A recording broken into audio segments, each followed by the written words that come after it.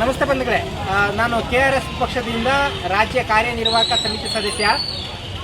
ಇವತ್ತು ನಾವು ಸೊರಬ ತಾಲೂಕು ಆನವಟ್ಟಿ ಸಮುದಾಯ ಆರೋಗ್ಯ ಕೇಂದ್ರದ ಬಳಿ ಇದ್ದೇವೆ.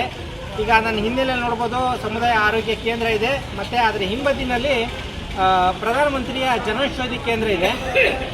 ಇತ್ತೀಚೆಗೆ ನಾನು ಜನೌಷಧಿ ಕೇಂದ್ರಕ್ಕೆ ಯಾವುದೋ ಮಾತ್ರೆ ತೊಗೊಳ್ಬೇಕು ಅಂತ ಭೇಟಿ ಮಾಡಿದಾಗ ಗ್ಲಿಮಿಪ್ರಮೈಡ್ ಮೆಟಮಾರ್ಫಿನ್ ಟ್ಯಾಬ್ಲೆಟ್ಸ್ ತೊಗೊಳಕ್ಕೆ ಬಂದಾಗ ಈ ಮಾತ್ರೆ ನಮ್ಮ ಕಚೇರಿಯಲ್ಲಿ ನಮ್ಮ ಇದು ಮೆಡಿಕಲ್ ಶಾಪಲ್ಲಿ ಸ್ಟಾಕ್ ಇಲ್ಲ. ಇಲ್ಲೇ ಮೋದಿ ಮೆಡಿಕಲ್ಸ್ ಅಂತ ಇದೆ, ಇಲ್ಲೇ ಚೌಡೇಶ್ವರಿ ದೇವಸ್ಥಾನ ಹತ್ರ, ಅಲ್ಲಿ ಹೋಗಿ ತಗೊಳ್ಳಿ ಅಂತ ಹೇಳಿದ್ರು.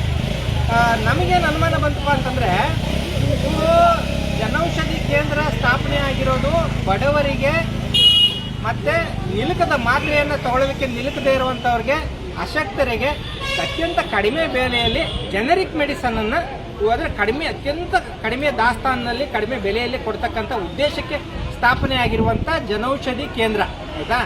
ಈಗ ಇವರು ಬೇರೆ ಒಂದು ವ್ಯವಹಾರ ಇಟ್ಟುಕೊಂಡಿರ್ತಾರೆ, ಅಥವಾ ಮೋದಿ ಮೆಡಿಕಲ್ಸ್, ಅದು ಮೋದಿ ಅಂತಲೇ ಹೆಸರಿಟ್ಟಿದ್ದಾರೆ.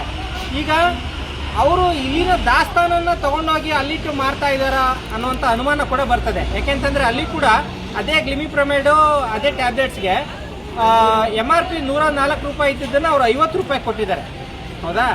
ಹಾಗಾಗಿ ಇಲ್ಲಿರೋ ಮಾತ್ರೆಗಳನ್ನೇ ಅಲ್ಲಿ ಹೋಗಿ ದಾಸ್ತಾನು ಮಾಡ್ತಾ ಇರ್ತಾರೆ. ಈಗ ನಾವು ಇದ್ರ ಬಗ್ಗೆ ಈಗ ಅವ್ರು ಏನಾರು ತಕ್ಷಣ ಇದನ್ನ ಸಂಪೂರ್ಣ ವ್ಯವಹಾರ ನಿಲ್ಲಿಸಿ ನಮಗೆ ಮತ್ತೆ ಯಾವುದೇ ದೂರುಗಳು ಬರದೇ ಆದರೆ ನಾವು ಇದನ್ನು MOA ತೆಗೆಸ್ತೇವೆ. ಮೆಮೊರಂಡಮ್ ಆಫ್ ಅಗ್ರಿಮೆಂಟ್ ಏನಿದೆ, ಅಸೋಸಿಯೇಷನ್ ಏನಿದೆ, ಅದು ಏನು ಮಾಡ್ಕೊಂಡಿದ್ದಾರೋ ಅದು ಕ್ಯಾನ್ಸಲ್ ಆಗ್ತದೆ ಇದೇ ರೀತಿ ಮಾಡಿದ್ರೆ. ಈಗ ಸ್ಟಾಕ್ ಲಿಸ್ಟ್ ಕೇಳಿದ್ವಿ, ಅವತ್ತು ಅವ್ರು ಕೊಡಲಿಲ್ಲ ಸ್ಟಾಕ್ ಲಿಸ್ಟ್ ಏನಿದೆ ಏನು ಅಂತ ಹೇಳ್ಬಿಟ್ಟು.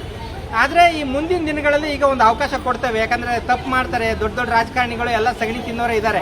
ಹಾಗಾಗಿ ಈಗ ಇವರು ಕೂಡ ಅದೇ ಒಂದು, ಈಗ ನಮ್ಮ ಆನವಟ್ಟಿ ಭಾಗದಲ್ಲೂ ಕೂಡ ಸಾಕಷ್ಟು ಹಾಸ್ಪಿಟ್ಲ್ಗಳು ಎಲ್ಲರೂ ಎಲ್ಲ MBBS ಇಲ್ಲ, ಮತ್ತು ಇದು ಆಯುರ್ವೇದಕ್ಕೆ ಮಾಡಿದವರೇ ಆ್ಯಂಟಿಬಯೋಟಿಕ್ಸ್ನ ಅಡ್ಮಿನಿಸ್ಟ್ರ್ ಮಾಡ್ತಾರೆ. ನಾವು ಹೋಗಿ ಅಲ್ಲೇ ಟೆಸ್ಟ್ ಮಾಡಿಸ್ತೇವೆ, ಸಾಕಷ್ಟು ಇದೆ, ಆಯಿತಾ. ಈ ಇವತ್ತಿನ ಜನಸಂಖ್ಯೆಗೆ ಆಸ್ಪತ್ರೆಗಳು ಇಲ್ಲ, ಆದರೆ ಆ ರೀತಿ ಕಾರಣಕ್ಕೆ ಆ ಥರದೊಂದು ವ್ಯವಸ್ಥೆ ಬೆಳ್ಕೊಂಡಿದೆ. ಆದರೆ ಇಲ್ಲಿ ಸರ್ಕಾರದ ದಾಸ್ತಾನನ್ನೇ ಇವರು ಬೇರೆ ಎಲ್ಲೋ ಮೆಡಿಕಲ್ ಶಾಪ್ಗೆ, ಮೋದಿ ಮೆಡಿಕಲ್ಸ್ ಹೋಗಿ ರೈತರಿಗೆ, ಬಡವರಿಗೆ, ಅನಕ್ಷರಸ್ಥರಿಗೆ ಗೊತ್ತಾಗೋದಿಲ್ಲ, ಅಲ್ಲೇ ಐತಂತಲ್ಲ ಮೋದಿ ಅಂಗಡಿ ಅಲ್ಲೊಂದು ಐತಿ ಅಂತ ಹೋಗ್ತಾರೆ, ಹೌದಾ.